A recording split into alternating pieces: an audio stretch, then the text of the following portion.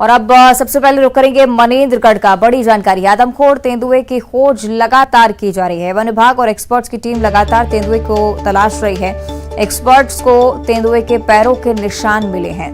One विभाग ने मौके पर पिंजरा भी लगाया है। तेंदुए को पकड़ने की कोशिश लगातार की जा रही है। कुत्ते की मदद भी उसे पकड़ने में ली जा रही है। पिंजरे में शिकार के लिए कुत्ते के बच्चे को डाला गया। इससे पहले बकरे को डाला गया था, मुर्गा को डाला गया था, लेकिन उसके बावजूद जब सफलता हासिल नहीं हुई तो थोड़ा सा परिवर्तन। ड्रोन कैमरे से अभी तक सफलता नहीं मिली है। कोई भी तस्वीर कैमरे में कैद नहीं हो पाई है। खोजी कुत्ते को भी मैदान में उतारा गया है। 1 महीने में 3 लोगों की आदमखोर तेंदुआ जान ले चुका है और इससे पहले कि मामला बढ़े, वन विभाग अब पूरे सतर्कता के साथ उसकी तलाश में जुटा हुआ है। हाथी लेके टीम आ रही है जो सर्च करेगी। खोजी कुत्ते लगे हैं और प्रशासन ने अपने स्तर पर इतनी अच्छी व्यवस्था कर रखी है। बस जनता का थोड़ा सा सहयोग मिल जाए, सावधानी बरतने, अपनी सुरक्षा अपने हाथ में होती है। इस बात का ध्यान रखना पड़ेगा और उम्मीद कर रहे हैं कि जिस तरीके से प्रशासन इसमें लगा है, बहुत जल्दी हमें सफलता मिलेगी और उसको एक अपने सुरक्षित जगह पे उसे छोड़ा जाएगा। चलिए, ज्यादा जानकारी के लिए सहयोगी सुजीत का हम रुख कर लेते हैं। हमारे साथ लाइव जुड़ रहे हैं। सुजीत, क्या कुछ कदम वन विभाग की तरफ से उठाए जा रहे हैं, विस्तार से जानकारी। इस वक्त मैं कुंवारी गांव में हूं। न्यूज 18 कुंवारी गांव ग्राउंड जीरो पर मौजूद है, जहां पे 2 दिन पहले किसान की मौत हुई थी। वहीं पे मौजूद हूं। यहां पे पीछे मेरे साथ आप देख सकते हैं ग्रामीण है जो काफी दहशत में है, डर में है। हमारे साथ बुजुर्ग है। किस तरह का डर लग रहा है अम्मा, बताएंगे? बताइए किस तरह का डर लग रहा है? भाई बाघ भालू आए हैं तो हमारे निकरे के दुर्घित है, नहीं जा सकी जंगल में। लकड़ी भी न मारी थे, 4 रुपए दे थे सरकार। तो अम्मा बता रही हैं कि गांव नहीं जा सकती हैं, आसपास घर से नहीं निकल सकती हैं। हमारे साथ और भी कुछ लोग हैं। किस तरह का डर लग रहा है यहाँ, बताएंगे? जाने से तो ना सर, ऐसा लग रहा है कि कोई जा न पाए। जंगल रोक लगा रहा है ना जाने के लिए, तो क्या करे आदमी? अब घर से बाहर जा नहीं सकता है, काम धंधा भी बंद है, तो क्या करे आदमी?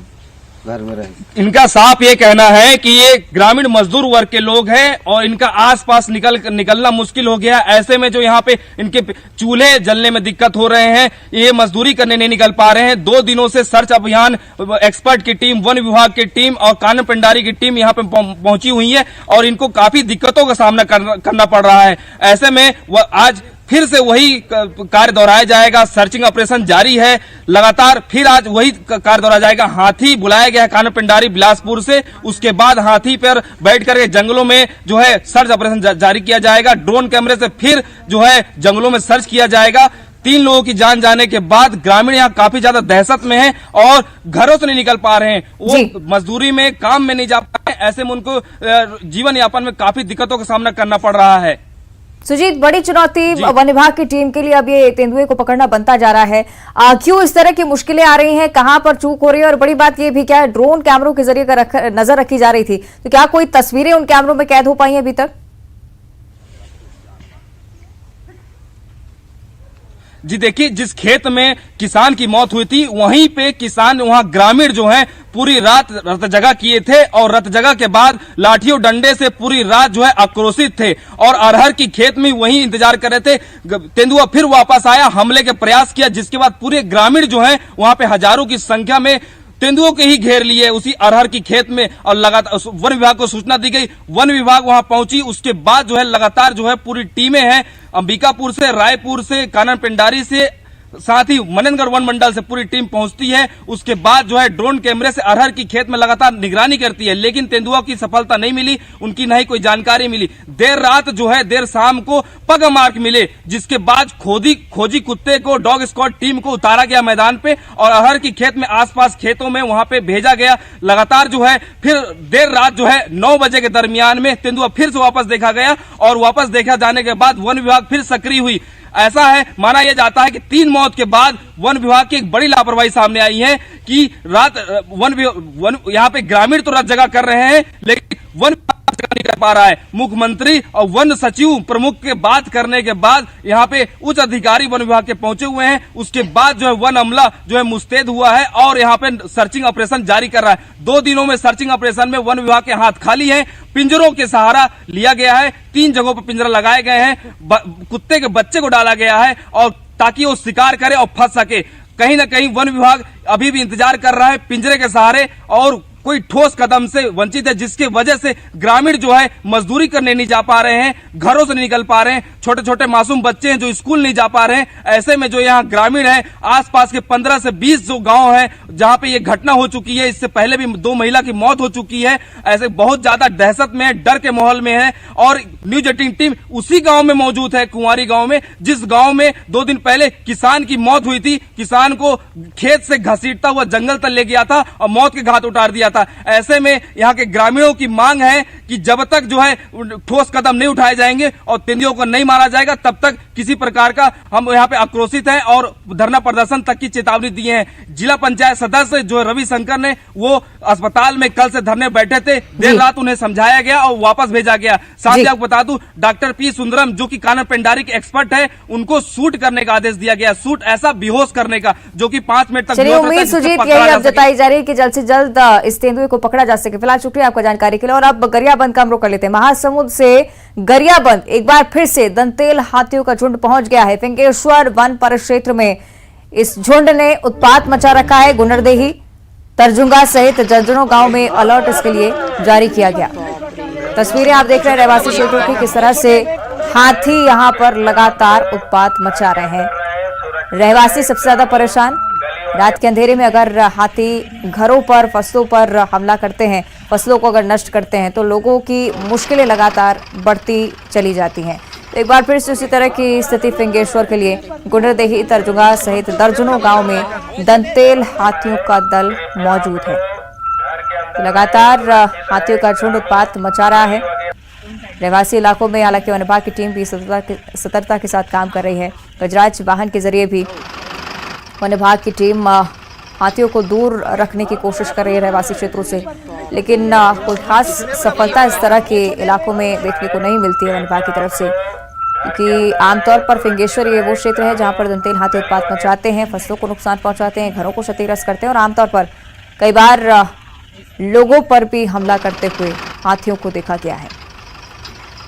वन विभाग लगातार अपील कर रहा है लोगों से कि हाथियों से दूरी बनाए रखें, क्योंकि दंतेल हाथियों का झुंड एक बार फिर से फिंगेश्वर वन परिक्षेत्र में उत्पात मचाने लगा है।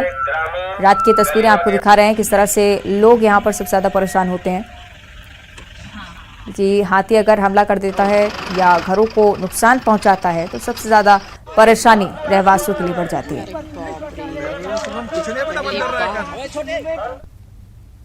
और अब सूरजपुर की बात करेंगे। दल से एक हाथी बिछड़ गया है। आपको बता दें कि हाथी कई गांव में लगातार उत्पात मचा रहा है। फसलों को भी इस हाथी ने नुकसान पहुंचाया है। वन विभाग के लोगों से अपील है कि हाथी से दूर रहें, लेकिन जमीनी स्तर पर लोग बहुत ज्यादा परेशान। सूरजपुर का ये वो क्षेत्र जहां पर हाथी झुंड से बिछड़ गया है और इस वजह से यहां पर उत्पात मचा रहा है। हालांकि वन विभाग लगातार लोगों से अपील कर रहा है कि हाथी से दूरी बनाए रखें, क्योंकि हमला भी ये हाथी कर सकता है और इस वजह से यही अपील वन विभाग की तरफ से और हाथी को खदेड़ने की या झुंड से मिलाने की कोशिश भी लगातार वन विभाग की तरफ से की जा रही है। लेकिन इस हाथी ने फसलों को नुकसान पहुंचाया है, साथ ही साथ घरों को भी नुकसान पहुंचाने की आशंका, इस वजह से लोगों से सतर्क रहने की अपील की जा रही है। और अब ग्वालियर की बात करेंगे। सड़कों की बदहाली से केवल आम जनजीवन ही नहीं बल्कि मंत्री जी भी अब परेशान होने लगे हैं। सोमवार को ऊर्जा मंत्री प्रद्युम्न सिंह तोमर ने एक युवक के कीचड़ लगे पैर धोए थे, लेकिन बदहाल सड़कों पर चलने के चलते उस युवक के पैर में कीचड़ लगी हुई थी, जिसको देखकर मंत्री जी भी काफी परेशान हुए। सोमवार शाम को जब ऊर्जा मंत्री विनय नगर इलाके में सड़क का जायजा लेने के पहुंचे तो उनकी गाड़ी खुद कीचड़ में फंस गई। तस्वीरें आपको दिखा रहे हैं। अपनी फंसी गाड़ी को बाहर निकालने के लिए मंत्री प्रद्युम्न सिंह तोमर ने पूरे स्टाफ के साथ मिलकर गाड़ी पर धक्का लगाया, इससे कड़ी मशक्कत के बाद यहां से निकाला जा सका। सुशील हमारे साथ फोन लाइन पर जुड़ रहे हैं। सुशील, मंत्री प्रद्युम्न सिंह तोमर कई बार इन सड़कों को लेकर नाराजगी जाहिर कर चुके हैं, लेकिन इसके बावजूद स्थिति जस की तस। सुशील, मेरी आवाज पहुंच रही है आप तक? जी बिल्कुल जी। आपसे जानकारी चाहूंगी किस क्षेत्र की ये सड़क है, क्यों इस तरह की स्थिति यहाँ की सड़कों पर? बिल्कुल, देखिए ग्वालियर विधानसभा के जो विधायक है मंत्री ऊर्जा मंत्री प्रद्युम्न सिंह तोमर, वो इन दिनों परेशान है। परेशानी की वजह यही है कि उनके इलाके की कई सड़कें बदहाल है, सीवर और कीचड़ की परेशानी उनके इलाकों में हो रही है। और ऐसी तस्वीर कल सामने आई जब सुबह वो जायजा लेने के लिए पहुंचे तो युवक के पैर कीचड़ से सने देखकर उन्होंने युवक के पैर धुलवाए। उसके बाद शाम के वक्त जब मंत्री जी उसी इलाके में पहुंचे, विनयनगर इलाके में, तो वहां एक गाड़ी फंस गई। अब देखिए कि गाड़ी फंस जाने के बाद स्थिति ये बनी कि लोगों ने उसको धक्का लगा कर निकालने की कोशिश की, लेकिन नहीं निकली। तो फिर मंत्री जी ने खुद भी उस गाड़ी में धक्के लगाए। मंत्री जी के पीएसओ, उनके समर्थकों ने गाड़ी में धक्के लगाए और उसके बाद हालात ये बने कि गाड़ी फंसी रही। बड़ी मुश्किल से उस गाड़ी को बाहर निकाला जा सका रात के वक्त। तो समझा जा सकता है कि बदहाल जो सड़कें हैं, सड़कों पर जो कीचड़ फंसा हुआ है, उसके अलावा जो इलाके में जर्जर सड़कें हो चुकी है, वो किस हालत में है कि देखिए गाड़ियां फंस रही है तो फिर मंत्री को भी धक्का लगाना पड़ रहा है। क्योंकि मंत्री जी संवेदनशील है, यही वजह है कि जब परिस्थितियां देखते हैं, परेशानी में देखते हैं तो खुद ही उतर आते हैं मैदान में। हालांकि उन्होंने अफसरों को निर्देश भी दिया है कि सड़कों पर जो कीचड़ है उसको साफ किया जाए तत्काल, और उसके बाद इन सड़कों को दुरुस्त किया जाए ताकि लोगों की परेशानियां दूर हो पाए। लोगों ने भी मंत्री जी को लगातार इस बात की शिकायत की कि उनके इलाके में कई जो सड़कें वहाँ सीवर की, कीचड़ की और गंदगी की परेशानी है। सड़कें बदहाल तो पहले से ही है, तो ऐसी परेशानियों की तस्वीर जो है ये ग्वालियर में सामने आई है। चलिए, यानी कि खराब सड़कें लगातार लोगों की परेशानियां बढ़ाती जा रही हैं। शुक्रिया आपका सुशील जानकारी के लिए। और अब कवर्धा से बड़ी खबर का रुख करेंगे। लोहारा नगर पंचायत में अध्यक्ष उपाध्यक्ष का चुनाव आज होने जा रहा है। चुनाव से पहले बीजेपी को एक बड़ा झटका लगा है। बीजेपी खेमे के 7 पार्षद गायब हो चुके हैं। 12 बजे से चुनाव की प्रक्रिया शुरू हो जानी है। सभी पार्षदों के मोबाइल भी बंद बताए जा रहे हैं।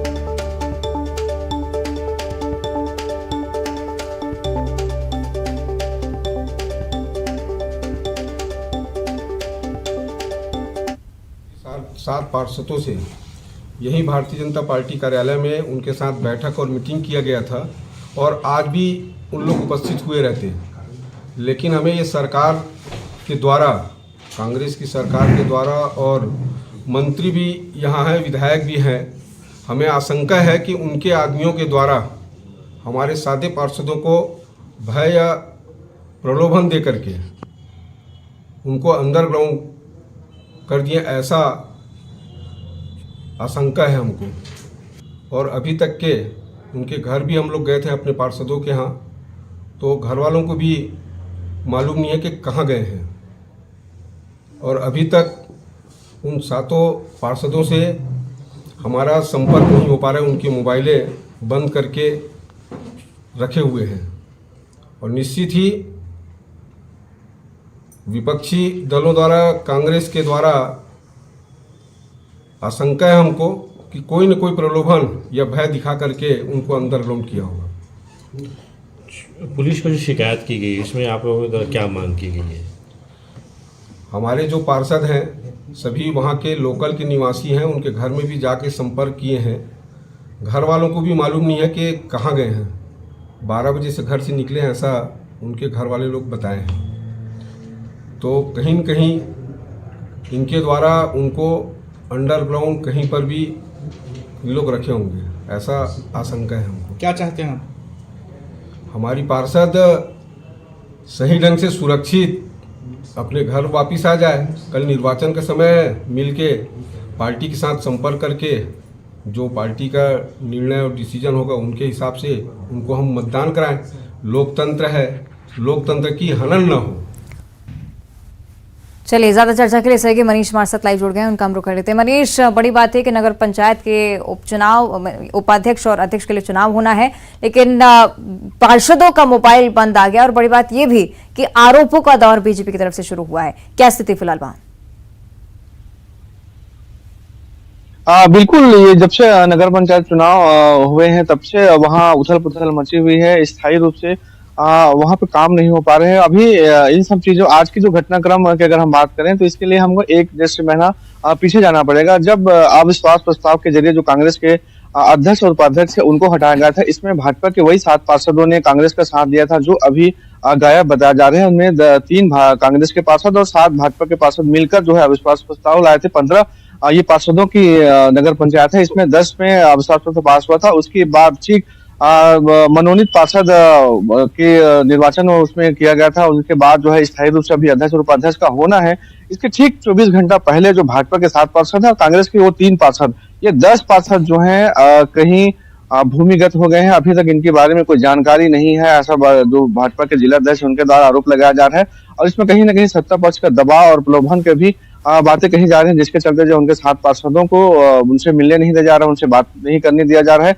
यहाँ तक कि उनके मोबाइल भी बंद है और 12 बजे से अभी तक कोई संपर्क नहीं हुआ है। आज जो है निर्वाचन की प्रक्रिया होनी है, 12 बजे से ये अध्यक्ष उपाध्यक्ष का निर्वाचन होना है, तो इससे पहले तक उनसे कोई संपर्क नहीं हुआ है। तो इस मामले में राजनीति भी होने लगी है और खुलकर जो है भाजपा ने कांग्रेस पर आरोप लगाया है और स्थानीय विधायक और मंत्री के जो लोग हैं वो इसमें शामिल हो सकते हैं, ऐसी आशंका व्यक्त की गई है। और इसी कारण से जो थाना लोहारा है वहां भी एफआईआर दर्ज किया गया है कि इनके बारे में किसी तरह से कोई जानकारी नहीं मिली है, इनके साथ कोई अनहोनी हो सकती है। तो इस तरह से आप देख सकते हैं कि मामले में राजनीति जो है वो शुरू हो गई है। चलिए देखना होगा आगे क्या कुछ होता है इस मामले को लेकर। शुक्रिया आपका मनीष जानकारी के लिए।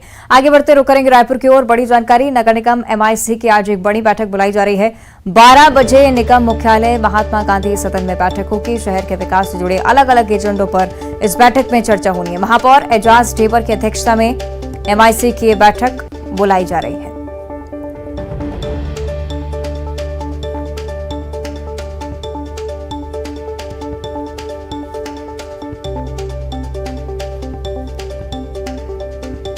रायपुर की बात कर रहे हैं। शहर में अलग अलग विकास कार्यों को लेकर ये बड़ी बैठक महापौर एजाज ढेबर लेंगे, जहां अलग अलग विकास कार्यों को लेकर अलग अलग एजेंडों को लेकर मुख्य तौर पर चर्चा होनी है। MIC की बैठक रायपुर नगर निगम में गांधी परिसर में होगी। और अब बात करेंगे शाजापुर की। सर्दी का सितम यहां पर लगातार जारी है। जिले में 5 से 6 डिग्री तापमान बना हुआ है। सबसे ज्यादा दिक्कत रोज कमाकर खाने वालों को हो रही है, जिन्हें कड़कड़ाती सर्दी में सुबह के वक्त काम पर जाना पड़ता है। जिला प्रशासन ने गरीबों के लिए अलाव की व्यवस्था भी की है।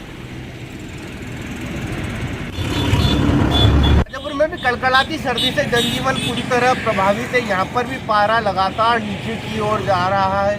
यहाँ पर लगभग 5 डिग्री के आसपास का तापमान न्यूनतम हो चुका है, जिसके चलते जिला प्रशासन ने आज कक्षा 1 से लेकर 5 तक के स्कूली बच्चों का अवकाश घोषित किया है। लगातार बर्फीली हवाओं के चलते दिन भर कोल्ड डे जैसे हालात है और जनजीवन प्रभावित है। सुबह के वक्त अधिकांश लोग घरों में दुबके हुए, जिन्हें काम से निकलना है उनके लिए एक मजबूरी है। जगह जगह लोग अलाव जलाकर जो है खुद को गर्म रखने की कोशिश कर रहे हैं। मौसम विभाग के मुताबिक अगले 2 से 3 दिन तक मौसम इसी तरीके का बना रहेगा। सुनील हंचोरिया, न्यूज़ 18 मध्य प्रदेश, शाजापुर। इधर टीकमगढ़ में भी सर्दी ने सारे रिकॉर्ड तोड़ दिए हैं। पारा 3 डिग्री के नीचे पहुंच गया है। सर्दी से बुंदेलखंड कांप रहा है। पहाड़ी क्षेत्रों में बर्फबारी की वजह से यहां पर हालात लगातार बिगड़ते जा रहे हैं। शीतलहर के चलते आम जनजीवन बुरी तरह प्रभावित हुआ है।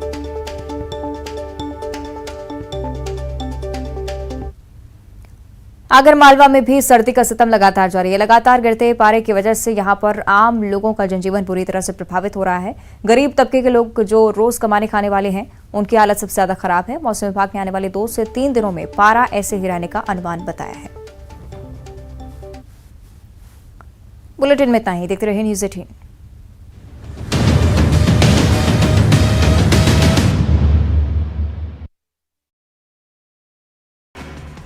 सीएम भूपेश